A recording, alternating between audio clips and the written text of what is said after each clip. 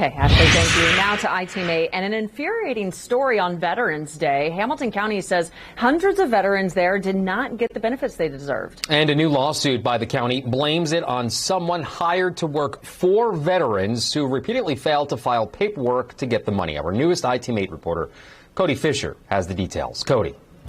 And Drew, this is the 12-page lawsuit claiming that from 2014 to 2019, a Veterans Services officer continually did not do the job properly.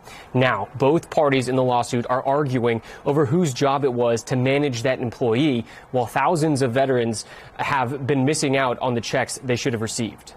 Make ready! Aim! Fire! A ceremony celebrating veterans held Friday in the shadow of the government building that represented frustration for veterans of Hamilton County for years. She never returned calls or emails, so I kind of had to call her out on Facebook, and then she eventually emailed me. Gina Loy is talking about Lynn Epperson, who worked in the Hamilton County government building from 2014 to 2019 as the Veterans Services Officer for the county. Her role was to help veterans like Gina fill out paperwork with the VA so they could receive benefits ranging from $140 to $4,200 a month. Gina wasn't the only veteran experiencing issues with Epperson. For like several years, it seemed like non-stop they were coming in complaining, nothing's happening.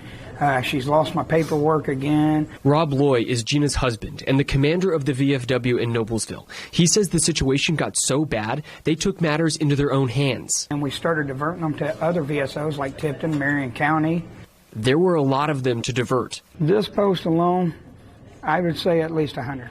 In 2019, county leaders fired Epperson. Now, Hamilton County is suing the director of the Indiana Department of Veterans Affairs, saying he didn't do his job to ensure Epperson was doing hers. Indiana University law professor Jody Madeira looked at the lawsuit. She breaks down what it's asking the court to decide. They're seeking a declaration that basically the director must supervise this employee and ensure that the employee is competently performing their position. In a statement, the director denies the claims made by Hamilton County, saying it's actually the county's responsibility to manage the VSOs they appoint. But it appears to me that although the Veterans Services officer is paid for by county funds, the officer is probably under the supervision of the director. Madeira says the decision by the court could have legal ramifications in the future because it could determine who would be liable for damages if a veteran decides to sue.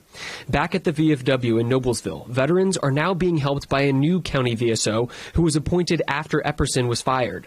Much better. They immediately, if I email them something or a question, and they immediately email me back or they call me.